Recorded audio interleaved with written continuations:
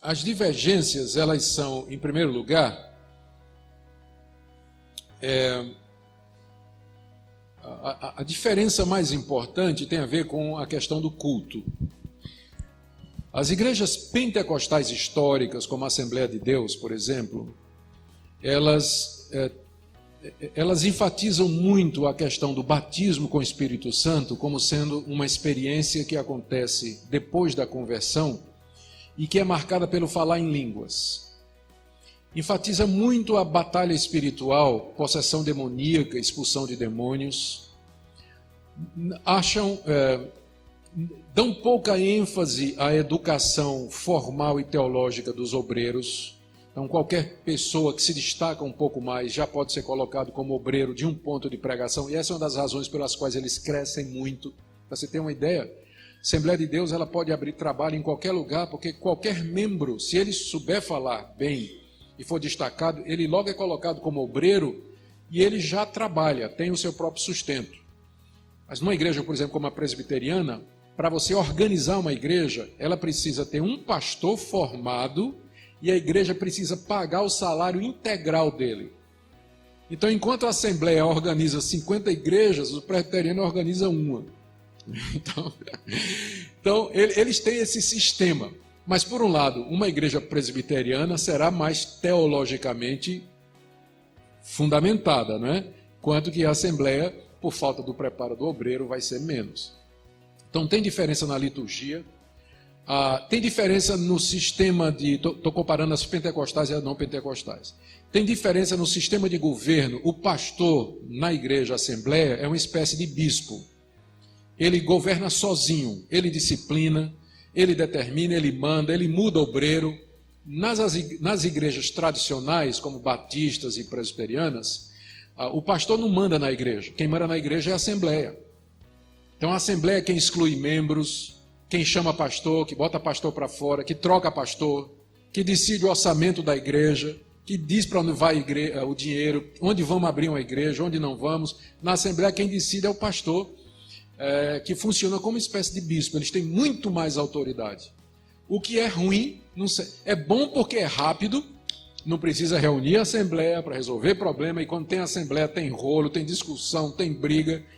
Na Assembleia não, o pastor resolve, e está resolvido, a palavra dele é lei, é rápido, só que nunca deve ficar na mão de um homem só, porque se esse homem errar, quem é que vai corrigir ele? Né? Então, na igreja batista e na igreja presbiteriana, o sistema é mais devagar, é mais complicado, mas é mais seguro.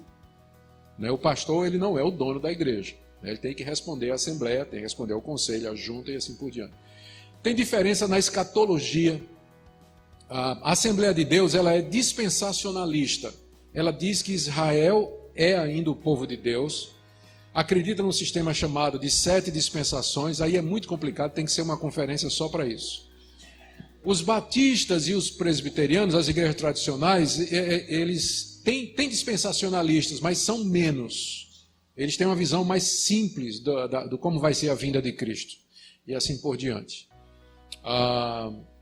Na Assembleia de Deus, há muita abertura para profecia, visões e sonhos. As igrejas tradicionais, elas já desconfiam um pouco desse tipo de experiência, preferem ficar mais só com o que a Bíblia está dizendo. Mas essas diferenças, você percebe, elas podem parecer profundas, mas na verdade, tanto batistas quanto presbiterianos, eles consideram os assembleianos como irmãos em Cristo. Por exemplo, a minha igreja, se vem um assembleiano se tornar membro da igreja presbiteriana, ele é recebido sem problema. Ele não é rebatizado, nada disso. Ele é aceito como membro sem problema, né? As igrejas neopentecostais, elas já são diferentes. As igrejas neopentecostais, elas são focadas na questão da bênção e da prosperidade. Elas são focadas na oferta de saúde, de avanço financeiro, em troca de o que eles chamam de sacrifícios. Os membros da igreja fazerem determinados sacrifícios, seguirem determinados rituais. Eles são sincretistas porque eles misturaram práticas do catolicismo e do espiritismo no culto. A questão da rosa ungida, que é uma prática espírita, objetos abençoados, o cajado de Moisés, sal, água, copo d'água em cima da televisão ou do rádio, Então são práticas que vêm da religiosidade popular. E aí aparecem apóstolos, gente que se auto-intitula apóstolo, com autoridade absoluta sobre determinada região.